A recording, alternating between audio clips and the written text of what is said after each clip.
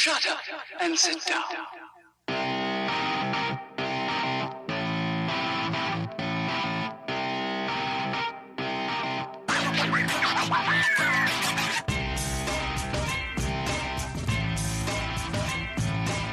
Welcome to the Bricks King podcast, where I'm going to bend your ear about Lego. Review those amazing bricks of plastic and discuss what is new and upcoming around the Lego world. I'm your Minifigure ghost, Matt. Let's build on it. Welcome in, everybody. How are we doing today? Today is a great day. And you know why? I teased it before. I teased it when we talked about the Jazz Club. And today we are joined by Tiago, former Lego designer, masterful YouTuber in his current position. And my goodness, does he ever have a plethora, a mountain, a giant ball of knowledge to be able to give you about Lego, and also where he has come from, where he is right now, and how you could strive to be him or what he was, or just be yourself, really. But take what he has done, take his knowledge that he is imparting on you, and run with it. Find your space. So without further ado, let's go ahead and jump into the interview with Tiago. All right, guys, we are joined, by the way, it's not live, so you don't have to worry. We're joined by Tiago. Tiago, welcome to the show. I've been meaning to get you on for a while, and we've got a lot to talk about today. I guess we do. Thanks for having me. Yeah, absolutely. So obviously, if you guys don't know who Tiago is, Tiago used to work for Lego, is also a massive YouTuber at this point in time who's got a pretty awesome channel. I've watched majority of your stuff since you've really gotten into it. But thanks. Go ahead, tell us a little bit about your background. I'm Tiago, 35 years old, family, 3 kids. In regards to Lego, it was like my toy of choice when I was a kid. I wanted to either become an astronaut or work for Lego, and I ended up getting to work for Lego, which was kind of cool. I joined like a LUG, a local Lego users group of people. And from there were a few guys that applied to jobs for Lego, and some of those guys you might have heard about. Marcus Bessa, for instance, was the first one from our community, and then Ricardo Silva as well. He has been working on Friends for most of his time at Lego. And I figured, well, these guys did this, so maybe I could try it as well. It was like childhood dream of mine. So I put together a portfolio of mocks, my own creations that I built on my spare time. And put together a portfolio, sent it to Lego to apply for a model designer position back in 2015. And things went well. Lego liked the portfolio, so there was a Skype interview. After that was done, I went to the recruitment workshop. This is a 2-day workshop where Lego will fly you to Billund, Denmark, you and other people looking to apply for jobs for a series of building tests, interviews, like all that kind of stuff that you would expect from a normal job interview, minus the building Lego side of things. and that went really well.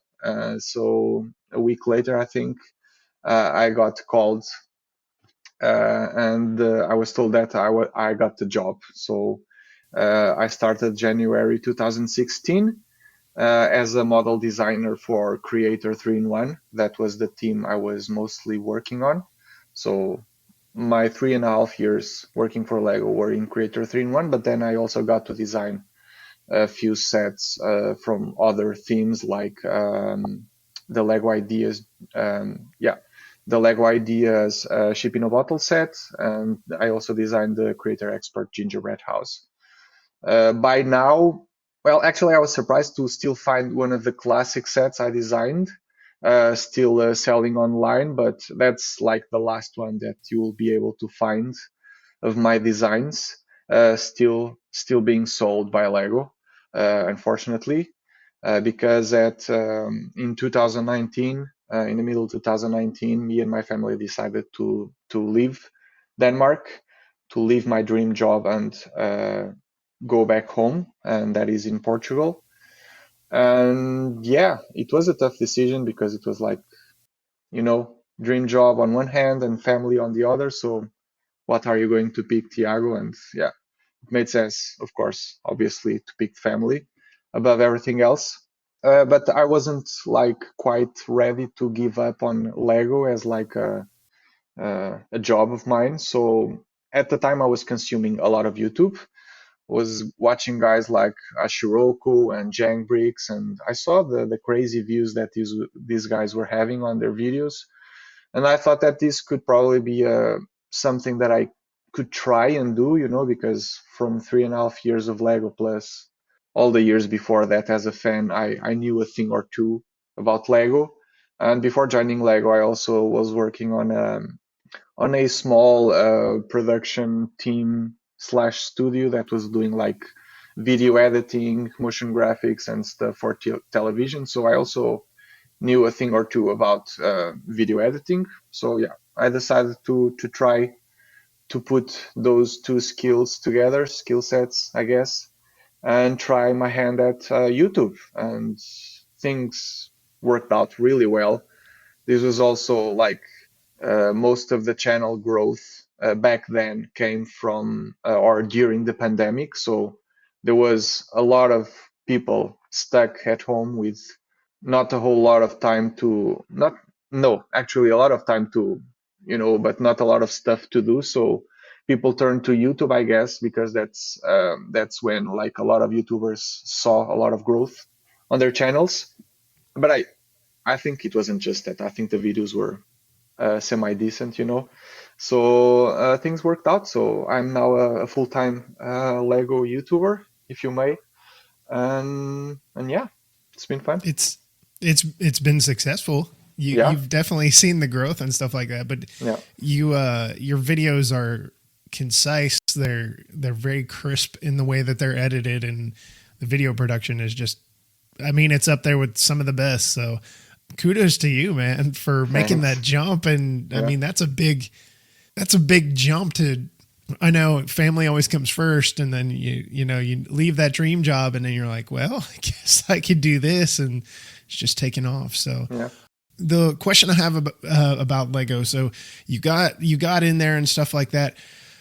I talked to other designers and stuff, just like you have in stuff. Uh, what is that kind of, is there a culture shock? Obviously, Portugal is a little bit closer to Denmark than what the United States is to Denmark. Was there kind of like a culture shock for you and your family, or just perhaps your family? How was that adjustment originally for somebody that may be listening, that may be considering yeah. potentially, making that move? It's a significantly different country, that's for sure. Like Portugal is super sunny, people are super friendly, and a Nordic country like Denmark is Danes are very closed off. They're not like people you'll be making friends with very easily. They keep together to themselves. But the cool thing about working for Lego is that there's also tons of other expats working there. So there was a significantly large Portuguese community there. There was like a few. We were like five five or six designers, like actual model designers working for Lego, coming from Portugal, all of them with their respective families. But there was also a lot of other Portuguese people working in different areas of the company, so we got to meet them, and it wasn't that big of a shock, honestly, because there was like some kind of support in a way. There was like some familiar people to talk to, and in regards to language at least. But the country itself, if you care about the weather, it might be a hard move for you because Denmark is super cold. The winters are super long. There were times during like the peak of winter where, you know, I left home like around 7:30 to go to work. It was nighttime. I got off work around 4 p.m. in the afternoon, and it was nighttime again. Oh my goodness. So there's like times in the year where you don't really see the sun. So if that's an issue for you, that could be a problem. But houses are really good, for instance, when compared to Portuguese houses. Portuguese houses are super cold, and Danish houses are like well prepared for the weather and the rough winter. So we actually had a nicer time, like in Denmark, living there in the houses there than we do in Portugal. Actually, I was wearing t-shirts in winter on Denmark, inside at least. Yeah, uh, not. and and everybody and the population is very well educated, and everybody speaks English. So like Mm, old people, new people, youngsters, everybody speaks English. So that was very surprising to us. So even if you don't think of like learning the language or something, you would have no problems like getting by. So it wasn't that much of a shock, at least to me, it wasn't. But I can see uh, the struggle for some people in regards to some of the things I just described. yeah, most definitely. I can imagine, especially somebody, coming from Texas potentially over to Yeah, Denmark. It could be hearing that they speak English is always a good thing because obviously within the Lego group, you have folks with accents and stuff, but English is very easily understood. So yeah, that was always my one thing. I was like, I don't know if I travel to Denmark that I'm going to be able to speak, but that's really cool to hear. yeah. So jumping over from that, you moved on to YouTube. Well, one last thing. So anybody that may potentially have desires to one day work for Lego, for a designer, what words of wisdom would you give? Because I know we've had more recently a few people from the United States end up as designers, beginning designers over there. So, Yeah. what kind of words of wisdom would you give somebody to if they're looking to attain that? There's two ways that you could get a job at Lego as a model designer, at least, because I don't think that people are aware, and when they think about Lego, they're only thinking like, oh, making toys, but there's like it's a it's a whole company. If you're really good at IT or marketing or whatever, there's also job openings for that. So it's not strictly just building Lego. So there's tons of opportunities out there across the globe as well. But in specific regards to like becoming a model designer, there's like two ways you could get in. You have like a degree in design, and you're not like a good builder, but that's one of the main things that they're looking for in Lego designers or model designers, is that you have a background in design, because then if you have a good work ethic and good work yourself and a nice portfolio, then they can teach you the ways of Lego and how to build Lego. So that's one. But then there's also the fan way of getting into Lego. You're a Lego fan. You build your own mocks, and yeah, you put together a portfolio of that and send it to Lego. I think my advice on that, if you're going the fan way, it would be like to show a portfolio where you show different kinds of subjects and themes, and you really like cars, and then you only make a portfolio with Lego cars. Then I don't know if Lego City isn't hiring, or like creator expert looking for someone to build their next car, then it might be hard to get a job. But then if you show a portfolio like you have cars, you have like you know city-like buildings, you have creatures, you know, different kinds of themes, then I think that would be highly appreciated and shows versatility. So and people inside Lego tend to move every now and then, so that's also good and opens a lot more possibilities, I would say. But I think the most important still is like people skills. You need to be good. You need to be a good guy, girl, for starters, and you need to be able to work in a team environment and be able to handle feedback, because it's a team environment there. So if you're not a team player, then it's really hard for you to get a job. And they have ways to understand if you're a team player or not. It's the recruitment workshop, it's the interviews and the tests that you have to do before joining. So, but above all, above your like technical skills and Lego skills, it's mostly like, are you able to be a team player? Obviously the skills and the Lego skills are important, but I saw lots of talented builders in my recruitment workshop that in the end didn't get hired because I'm assuming because they weren't communicative enough, we were there at the table and a few of us were talking and while others were just building and not raising their eyes. And so yeah. Interesting. That's stuff that the normal public doesn't understand or hasn't been part of. Well, Yeah. unless you've been to a recruitment workshop. So that's really cool. Thank you for sharing that. No worries. Let's talk about YouTube. You've talked about your YouTube growth and stuff like that. Obviously, you've done a lot of videos. No. Where I hear a lot of people that, well, I'm going to start a YouTube channel. I'm going to start a Lego YouTube channel. There's a lot of competition out there at this point in time, just like there with people that stream on Twitch. There's a very large community out there. Yeah. So when you chose to dive into it, did you kind of look around the landscape? Obviously, you talked about Jang Bricks, and the other one I can't remember which one you said. Ashiroku. Okay. I don't think I've seen that one. But you've talked about that. Was that kind of like, okay, they can do it, I can do that? Did you really kind of look at competition and say, okay, well, I have to compete against this for views and for numbers? Or did you just, decide, what, I'm going full in. I don't care about competition. Yeah. I don't look it as competition as much, but I was like looking around and seeing what other people were doing in regards to Lego on YouTube. And I saw that there was a lack of people doing tutorials and doing them consistently and doing them like nice.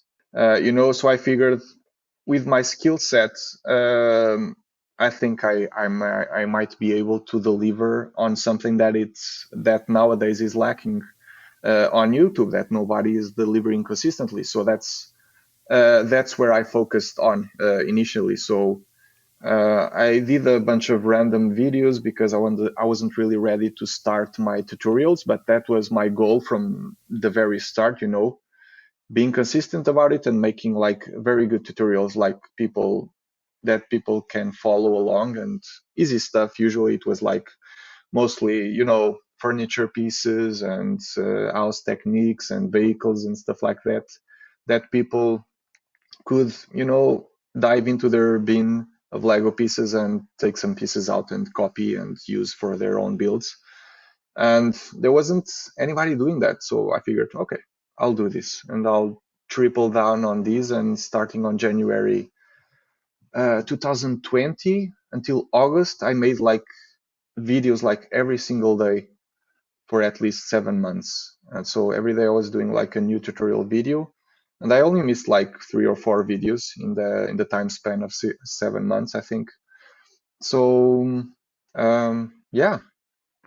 So I did look around to see what was happening on the scene, and I figured that was my way into the platform, and it did work out. And eventually, after a while, I stopped making the tutorials and started diving into like the educational type videos, like illegal building techniques or how to use a brick separator video, and the reviews as well, because like a year and something after I started like uploading regularly, I applied for the LAN ambassador network, the Lego ambassador network, and I got approved. And from there, like you get review offers, the early review copies of sets, and I found that I actually liked doing those as well. And I thought that I also could provide something that nobody else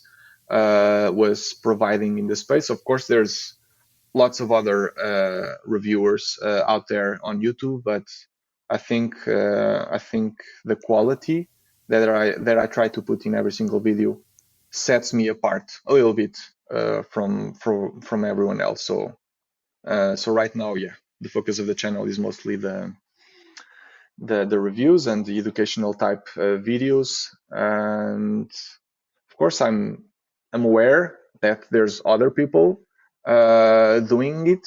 I don't see it as competition. I just see it as a way of like, okay, I gotta keep my game up to still stay relevant in this overly competitive space that is YouTube. Yes, it is. It is very competitive, but you, I like hearing that. You know, you just got to keep up with what you're doing and follow your own path and stuff like that. So that's really really cool. So, where before we get into this last part that I wanted to have you on for, I'm going to put your link to your YouTube for those of you that are listening to this, whether it be current or later down the road. Tiago's link to his YouTube channel will be in the notes. But where can people find you on social media if they want to check out whatever you're doing, Lego or otherwise? Yeah, just type Tiago Catarino on every major platform, and you should be able to find me on YouTube, Instagram, TikTok, even though I don't post as much anymore. But yeah. All right. So the other thing that I wanted to reach out and discuss here, each of us have gotten an opportunity to review the Jazz Club, the new modular building early. Yep. I know what my thoughts are on it, and I've got my episode dropping with that. I've already seen your video, Yeah. but for somebody that may have not come across you or whatever, may not know who this guy from Portugal is, what are some of your takeaways, your thoughts on the new modular? Wow, this is a new one, making a review on a podcast or something. That's that's definitely a new one for me, because usually I have like a script in front of me from which I read from. So there's that. But I don't know. I've heard a lot of people saying that they dislike the Jazz Club. I actually like it. I don't have like major issues with it. People have been mentioning like the color scheme being like off-putting for most people, but I really don't mind it. I understand that the designers try to explore different color combinations, because if they don't, like, modulars have been made for, I don't know, 16, 17 years now, or whatever it is. And if they kept to the same colors, like, you would have a pretty boring street right now. So I like that they explore different colors, and for me, what I like the most about it is like the different depth that the model offers, because there's the main building of the Jazz Club, but next to it there's the pizzeria that's a bit of a recessed building. Also, like, it's not as tall as the main building itself, so I think it gives the modular street, a bit more depth, and offers a lot more variety in the like skyline that you get to see when you combine a few of the modulars together. So I really like it. In that regard, I really like it. I do feel, and I do share the sentiment that some people have, that the interiors feel a bit lacking. It does feel like, when looking at some of the floors, that there could have been a few more things done there, a few more bits of furniture, I don't know. But overall, I really like it. It was a very fun build that for me it's really important.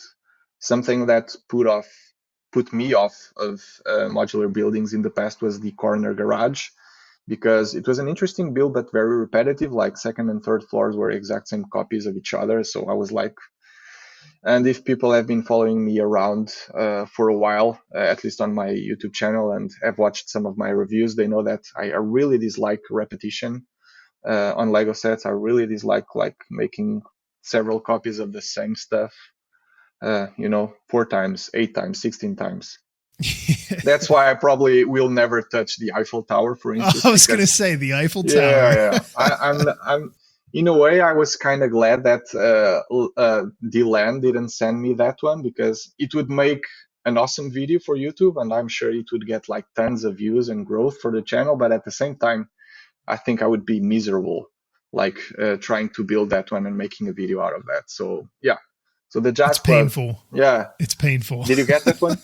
I did. It hurt Yeah. my fingers for Yeah. a solid 3 days. There you go. There you go. So I think the Jazz Club in that regard, it doesn't have a lot of repetition and there's lots of fun building techniques. And the designer who did it it seemed like he's taking over the modular buildings, and he has done like 2 or 3 now. Also some of the Winter Village sets. So I think he's developing to be a nice, follow up to Jamie in that regard. So I really like it, and I don't have any issue whatsoever with the color scheme that some people have brought up. So I don't know. Mm-hmm. I think it's a good one. Not as good as like last year's Boutique Hotel. I think that one was brilliant. I value building experience very highly above anything else almost. You could make me like the ugliest looking Lego set, but if it was the most interesting build and the most interesting building techniques, I would love that. I would sell that to anyone. So last year's Boutique Hotel was amazing. Like the very weird angles of the building, it was super clever. So this one, Jazz Club, isn't as good as that one in that regard, but it's okay. And yeah, overall a really good modular building. Yeah, it worked out really well. I liked it. Some unique things to it, but me, I'm a giant color fanatic. So having all these different colors was just putting me right in my happy place. So, Yeah. But well, that's gonna wrap up with you, Tiago. Do you have anything? Oh wait, I almost forgot. I forgot the golden question. I always ask when I have people on. You started playing with Lego when you were a child. What is your favorite theme that you have? It could be from when you were a child. It could be the whole way up until you're right now 35 years old. What is your favorite theme? There's a couple. I think obviously icons, the old creator expert. So icons is definitely my favorite theme because it's where the most challenging builds and the most interesting builds are for me. Speed Champions, I think it's an overlooked theme, even for me. Agreed. So I'm this big advocate of building experience, and I've built one recently, the Nissan Skyline. Review not up yet, but it will probably be by the time that this goes live. When is this going live? Probably in the next week. Yeah, so it should be live by then. And so Speed Champions is like, it's been an overlooked theme by me, like I said. So it's crazy building techniques. So I'm totally getting some of those later on. And Creator 3-in-1 is like, oh yeah, I was hired to work for Creator 3-in-1, and it could be a bit of a biased opinion, but I still feel that Creator, although. Yeah, but I'll still say it. I think Creator is still like one of those themes that stays truer to what Lego is all about, building and rebuilding and using the same pieces to build different kind of stuff. So the fact that you can build 3 models, sometimes even 4 models, out of the same pieces, I think it teaches people and kids, most importantly, that the possibilities of the brick. Nowadays, like Lego in general is getting like way too specialized pieces, and so it's kind of going back a little bit, I feel, with Creator. But yeah, it's Creator and Classic, I think, are like the best themes because they're the pure Lego experiences. Sure. Yeah, you have more of the generic style Lego pieces and such. Exactly. To enjoy with. Well, now we will get out of here. Now I will let you go about your afternoon, evening here over there in Portugal. So make sure you guys check out Tiago's YouTube. You can, again, check that out down below in the show notes. Follow him on social media. And yeah, anyway. So Tiago, thank you for coming on so much. It was a blast. Hopefully I can have you on again in the future. And share your infinite wisdom that you have from the Lego brick. Thanks for having me, Matt. Well, that's going to wrap it up for another episode. And thank you so much, Tiago, for coming on and, well, just giving us all kinds of different information about your background, where you currently are, and everything else. And hopefully all of you good people out there in Radio Land enjoyed this, podcast land, wherever. Hopefully you enjoyed it. Hopefully you gleaned something from it and can put it forth to whatever you do, whether you aspire to be a Lego designer, a YouTuber, or a content creator in any shape or form, or maybe you just want to be a better mock builder. Tiago is the guy. So I encourage you to go check out his YouTube, any of the social medias that he does, and just kind of take it in and, compartmentalize. Maybe you are a giant Instagram person and you're doing these tiny builds like he had mentioned and stuff like that. Or maybe you're somebody that is making giant mosaics like, brick hunters. However you so choose to add to the community or be a part of the community, we appreciate you. I appreciate you, and I'm glad you're here. So until we meet again, I'm your minifig host, Matt. Let's build on it.